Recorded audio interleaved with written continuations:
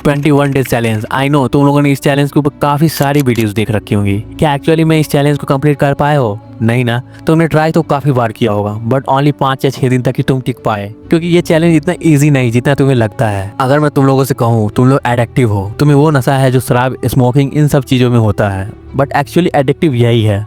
तो इस नशे को बीट करना इतना इजी नहीं होगा। बट इस वीडियो को तुम बिना स्किप किए पूरा एंड तक देखोगे तो लिटरली तुम 21 डेज को कंप्लीट करके अपनी लाइफ को चेंज कर पाओगे। सो बिलीव मी, मैं तुम्हें कुछ ऐसे पर्सनल एडवाइस दूंगा जिसने मेरी लाइफ में काफी स्ट्रॉन्ग इम्पैक्ट डाला है। अब तुम लोगों का डाउट होगा कि 21 डेज ही क्यों, 45 डेज या 30 डेज क्यों नहीं कर सकते इस चैलेंज को? तो एक फेमस साइंटिस्ट डॉक्टर मैक्सवेल के अकॉर्डिंग ब्रेन को एक न्यू हैबिट को एक्सेप्ट करने में 21 डेज का टाइम लगता है, और किसी भी हैबिट को ब्रेक करने के लिए भी 21 डेज का टाइम लगता है। बिकॉज जब हम किसी हैबिट को रिपीट करते हैं तो हमारे ब्रेन में न्यूरल पाथवे बनते हैं, और ये हैबिट हमारे सबकॉन्शियस माइंड में सेव हो जाती है। फिर वो काम हम लोग खुद करना भी ना चाहें, बट हमारा सबकॉन्शियस माइंड उस काम को करवा ही लेता है। तुमने अपने पेरेंट्स को कहते सुना होगा, अगर वो जिस दिन काम न करे उन्हें काफ़ी ज़्यादा मिसिंग फील होता है और बहुत ज़्यादा यूजलेस लगता है। ऐसा ही जब तुम अपनी हैबिट को बना लोगे तो तुम्हें भी कुछ इस टाइप की फीलिंग आने वाली है। तो अब मैं तुम्हें 21 डेज का टोटल 7 रूल्स बताने वाला हूँ, जिन रूल्स को तुम्हें अपनी रूटीन में ऐड करना है और 21 डेज तक फॉलो करना है। ये टोटल 7 रूल्स हैं, और अगर तुमने इसे फॉलो कर लिया तो तुम्हें इस टाइप की और भी वीडियोस देखने की जरूरत बिल्कुल भी नहीं पड़ेगी। Number 1, digital detox. आजकल हमारा 80% से ज़्यादा टाइम फ़ोन और सोशल मीडिया में चला जाता है, जैसे इंस्टाग्राम, रील्स, यूट्यूब। सोचते हो 10 मिनट देखूंगा, लेकिन उस डोपामाइन लूप में ऐसे फंस जाते हो 10 मिनट से 2 घंटे कब बीत जाते हैं पता ही नहीं चलता। ये हैबिट तुम्हारी एनर्जी, फोकस, क्रिएटिविटी सबको ख़त्म कर देती है, और ओवर थिंकिंग और प्रोकास्टिनेशन का रियल रीज़न यही है।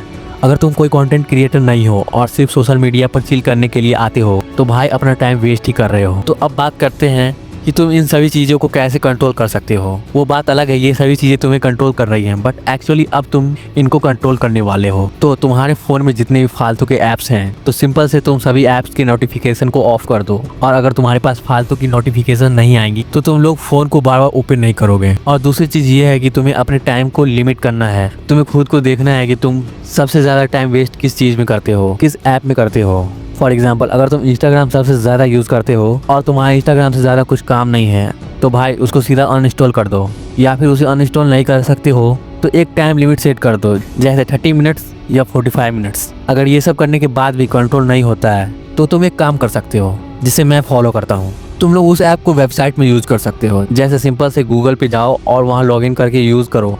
इससे तुम बार बार ओपन नहीं करोगे, और तुमको सोने से पहले और उठने के बाद 30 मिनट्स या 1 आवर तक फ़ोन को बिल्कुल भी यूज़ नहीं करना है। ये सबसे इम्पॉर्टेंट हैबिट है जो तुम्हें फॉलो करनी है। Number 2, wake up yearly and sleep yearly. अभी के टाइम पे हम लोग लेट सो रहे हैं, लेट उठ रहे हैं। रील्स, मूवीज, गेमिंग, ये सब करके तुम अपनी बॉडी और ब्रेन दोनों को बर्बाद कर रहे हो, और ये सब करने से तुम्हें लो एनर्जी, फोकस की कमी और बहुत ज़्यादा लेजीनेस लगेगी। तो तुम्हें अपने स्लीप टाइम को फिक्स करना है। तुम्हें एक ही टाइम पे सोना है, जैसे 10 PM या 11 PM, और तुम्हें एक ही टाइम पे मॉर्निंग में उठना है। ये सब करने से तुम अपने पूरे दिन को प्लान कर पाओगे और उसके सब गोल को अचीव कर पाओगे। Number 3, workout and exercise. Workout ही ऐसी चीज है जिसने मेरी लाइफ में सबसे ज्यादा इंप्रूवमेंट दी है, फिजिकली और मेंटली भी काफी ज्यादा। अगर तुम्हें मसल बिल्डिंग में बिल्कुल भी इंटरेस्ट नहीं है तो तुम लोग कुछ फिजिकल एक्सरसाइज कर सकते हो, जैसे वॉकिंग, मेडिटेशन और रनिंग। इसे फॉलो करने से तुम धीरे धीरे अपनी लाइफ में बेटर होते चले जाओगे। एक्सरसाइज करने का सबसे बेस्ट टाइम मॉर्निंग में होता है। Number 4, list at night. अगर रात में सोने से पहले तुम एक लिस्ट बनाते हो कि तुम्हें नेक्स्ट डे क्या करना है, तो तुम नेक्स्ट डे उस टास्क को सीधा कंप्लीट करने पे फोकस कर दोगे, ना कि सोचने पे। नॉर्मली लोग बिना टास्क अपने नेक्स्ट डे स्टार्ट करते हैं और उनके पास कोई टास्क होता नहीं तो उनका माइंड बिल्कुल ही ब्लैंक पड़ जाता है। फिर तुम रील्स और फालतू कंटेंट कंज्यूम करने में अपना टाइम वेस्ट कर देते हो। तो रात को सोने से पहले 10 या 15 मिनट्स पहले तुम्हें नोट कर लेना है कि तुम्हें नेक्स्ट डे क्या करना है। इससे तुम्हारा गोल क्लियर होगा और पूरा फोकस और एनर्जी उस काम पे कर पाओगे। या फिर तुम मॉर्निंग में भी लिख सकते हो। Number 5, stop have and porn. आजकल मेजॉरिटी ऑफ लोग पॉर्न और हैव एडिक्शन में फंसे हुए हैं। ये चीजें तुम्हारी लाइफ को पूरी तरह से बर्बाद कर सकती है। तुम लोग सोचो, तुम उस एनर्जी को वहां पे वेस्ट कर देते हो, अगर तुम उस एनर्जी को अपने काम में लगा दो तो कितना ज्यादा सही रहेगा। तुम लोग सिर्फ नो फैब और नो पॉर्न को 90 डेज तक कंप्लीटली बंद कर दो।